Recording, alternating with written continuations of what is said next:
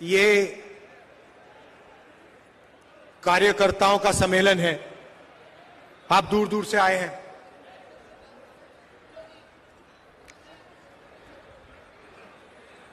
जैसे राजस्थान में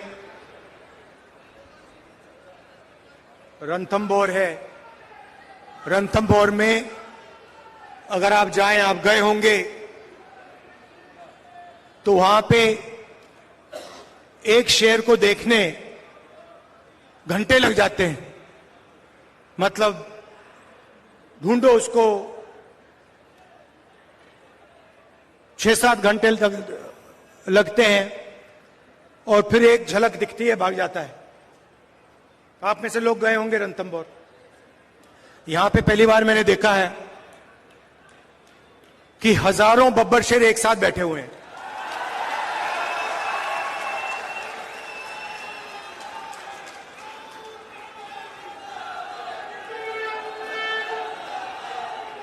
शांति से बैठे हुए हैं।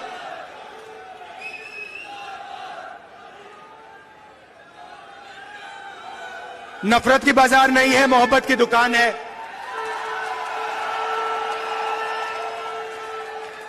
अहंकार नहीं है, नफरत नहीं है, मोहब्बत है, इज्जत है, प्यार है। ये फर्क है बीजेपी में और कांग्रेस पार्टी में। विचारधारा की लड़ाई चल रही है। प्रधानमंत्री 24 घंटा ओबीसी की बात करते हैं, ओबीसी की इज्जत की बात करते हैं, तो फिर प्रधानमंत्री कास्ट सेंसस से क्यों डरते हैं? प्रधानमंत्री जी, अगले भाषण में आप हिंदुस्तान को बता दीजिए, कांग्रेस पार्टी ने कास्ट सेंसस किया था, आंकड़े आपके पास हैं, उन आंकड़ों को आप हिंदुस्तान के सामने रख दीजिए, हिंदुस्तान की जनता को दिखा दीजिए। और अगला जो सेंसस है उसको आप कास्ट बेसिस पे कीजिए। ओबीसी का अपमान मत कीजिए, ओबीसी को धोखा मत दीजिए। हिंदुस्तान को 90 लोग चलाते हैं। हिंदुस्तान को, आज के हिंदुस्तान को एमएलए और एमपी नहीं चलाते हैं।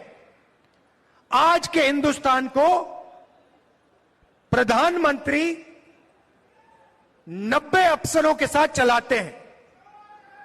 वो कौन है? वो हिंदुस्तान की सरकार के सेक्रेटरीज हैं। हर मिनिस्ट्री को, सेंट्रल मिनिस्ट्री को सेक्रेटरी चलाते हैं। तो मैंने एक बात चेक की कि ये जो लोग 90 लोग हैं जो हिंदुस्तान की सरकार को चलाते हैं, पूरा का पूरा पावर इनके हाथ में है।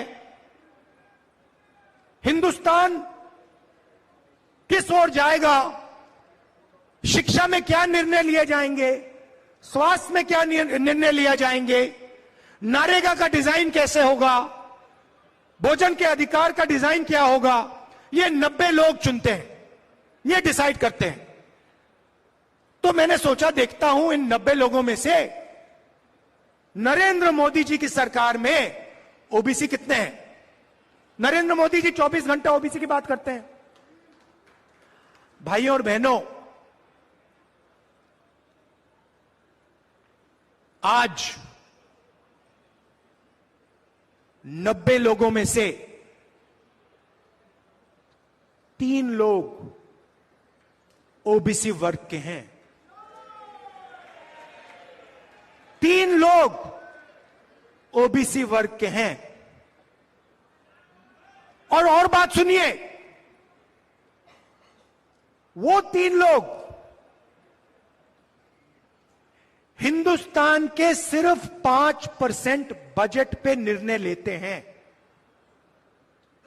मतलब 3 हैं और सरकार में उनकी कोई पावर नहीं है, कोई नहीं सुनता उनको कोने में रखा हुआ है।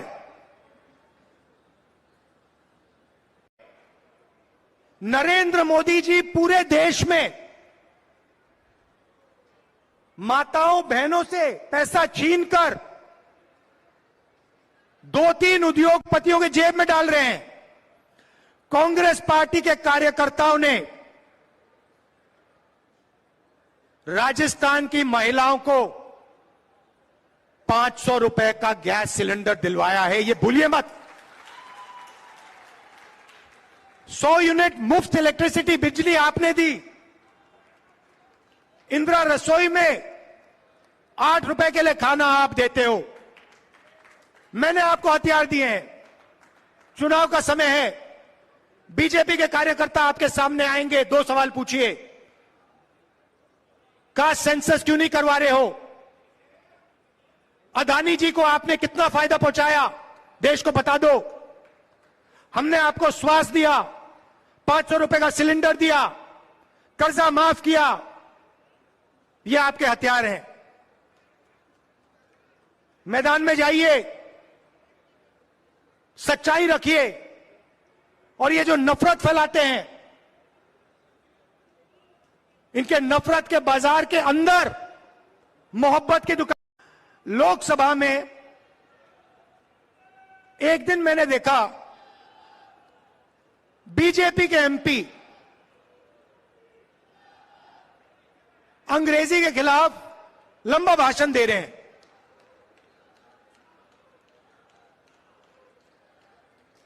और हिंदी के बारे में बोल रहे हैं। हिंदी सबको सीखनी चाहिए, मगर अंग्रेजी भी सीखनी चाहिए। दुनिया में अगर आप किसी से बात करना चाहते हो, आपको अंग्रेजी की जरूरत होगी। हिंदुस्तान में अगर आप किसी से बात करना चाहते हो, आप हिंदी में कर सकते हो। दोनों की जरूरत पड़ती है। बाद में मैं गया पीछे, सुनिए, बाद में मैं पीछे गया और मैंने उनसे पूछा, भैया एक बात बताइए। सुनिए, डिस्टर्ब मत कीजिए। मैंने पीछे गया, मैंने कहा उनसे, भैया एक बात बताइए, आपने अंग्रेजी के खिलाफ बात की, आपके जो बच्चे हैं वो हिंदी मीडियम स्कूल में जाते हैं या अंग्रेजी मीडियम स्कूल में? इंग्लिश मीडियम स्कूल में जाते हैं। मतलब ये चाहते हैं कि इनके बच्चे अंग्रेजी सीखें और गरीबों के बच्चे अंग्रेजी ना सीखें।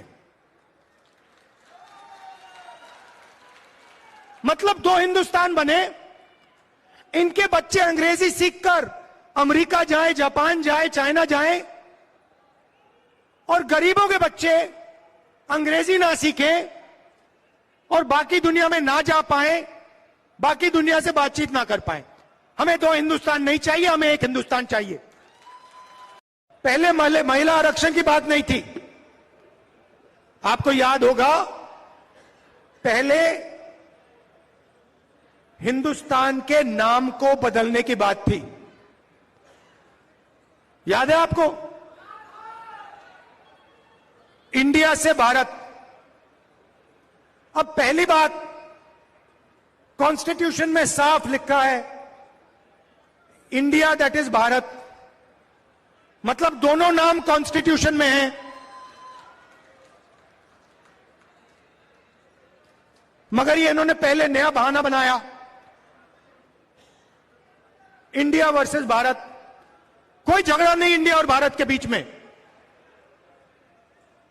मगर इन्होंने कोशिश की, भैया इंडिया और भारत के बीच में लड़ाई कराओ। थोड़े दिनों में उनको पता लग गया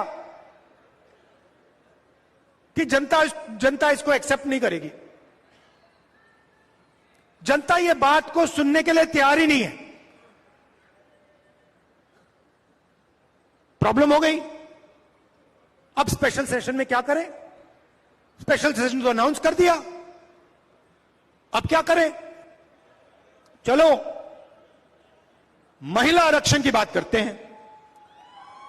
अब देखिए, कुछ दिन पहले मैंने पार्लियामेंट में अदानी जी वाला भाषण दे दिया। देखा होगा आपने, पार्लियामेंट में देखा। अब इनकी नई आदत है, वो टीवी ऑफ कर देते हैं। पहले माइक ऑफ करते थे, अब टीवी ऑफ कर देते हैं। तो पता नहीं आप में से सबने देखा या नहीं देखा, मगर बीजेपी वालों ने जरूर देखा। और उसके बाद मेरी जो लोकसभा की सदस्यता है उसे रद्द कर दिया। जैसे गाड़ी में एक्सेलरेटर दबाते हैं, वैसे ही मेरे केस का एक्सेलरेटर दबा दिया और 2 दिन में मतलब निर्णय ले ही दिया। पहली बार हिंदुस्तान में डिफॉर्मेशन के लिए मैक्सिमम पनिशमेंट 2 साल की मेरी लोकसभा की जो मेंबरशिप है रद्द कर दी। क्योंकि डर लगता है, डर लगता है। जैसे ही 2 चीजें हैं, आप एक काम करो, कांग्रेस पार्टी के बब्बर शेरों, कोई भी बीजेपी का कार्यकर्ता आपके सामने आए, उसके सामने अदानी नाम ले लो, भग जाएगा।